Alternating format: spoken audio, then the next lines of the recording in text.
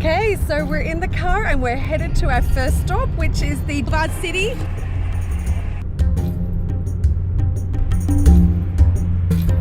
Let's go and have a look and see if this place is actually worth it. This place is so cool. It literally looks like Times Square. It's so cool how they have like different designer shops, they have restaurants, they have cafes. It's such a vibe, and they're playing instrumental modern music, and it creates like a really cool atmosphere. I love it here. The screens are displaying all sorts of ads and advertisements, but then there's also parts where they have themes like videos playing, like some are underwater, some it's like completely covered in flowers, and it's really, really cool. We have just reached this massive square, and it's surrounded by all sorts of restaurants and fast food places, and there's a beautiful fountain in the center. Really, really cool place to get a bite to eat and yeah, just hang out.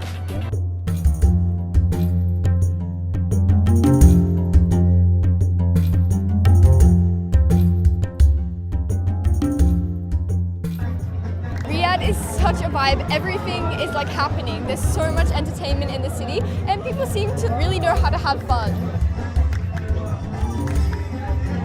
Boulevard City, it was definitely bigger than we expected. We've come down to this area that's a lake with a boardwalk that goes all the way around it, and there's restaurants all the way around. There's also a huge cinema as well. These restaurants look absolutely amazing. I just wish we had more time here. 2 days in Riyadh is definitely not enough time. We have an amazing itinerary again tomorrow, but there's no way that we're going to be able to cover everything that there is to see and do in this city. Just walking past a place called Petite Cafe, which is definitely not petite, but it seems to be really vibing.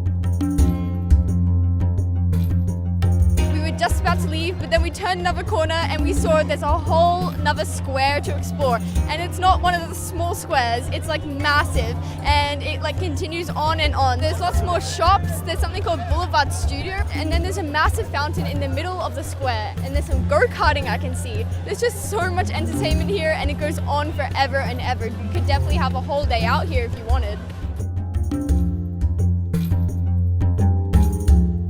I thought we had gone to the end of the square, and once we made it down to the end, there's like this whole other connecting street where there's rides at the end. We have finally finished here in the Boulevard City.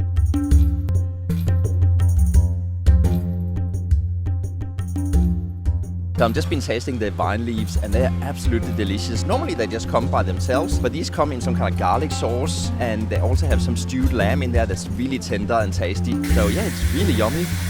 Delicious. Really excited to get into this. It looks delicious, it smells delicious.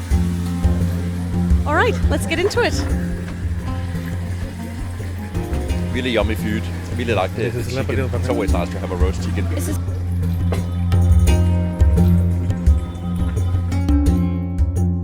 So we just finished our meal. It was absolutely delicious. Okay, so we're in the car and we're headed, looking forward to exploring.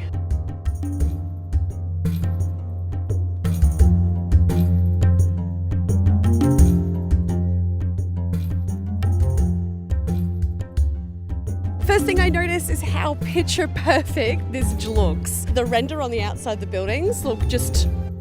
Diriyah was the capital of the first Saudi state, the House of Saud, and this palace was home to the royal family. You can see the buildings behind me are just beautifully restored. It is hard to believe that it's more than 300 years old. It's actually a World UNESCO Heritage Site and the largest heritage building project in the world.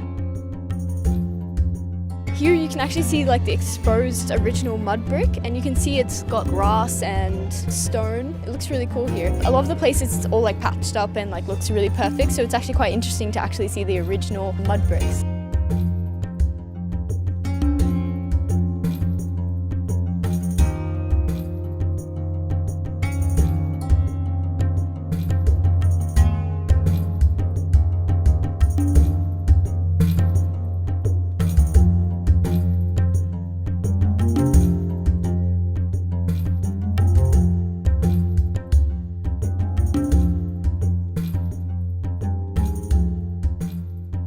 So sad to be leaving Riyadh. We've had an amazing time, and a weekend is definitely not enough time to see and do everything. We can't wait to come back to Riyadh. Well, that's it for this video. See you next time on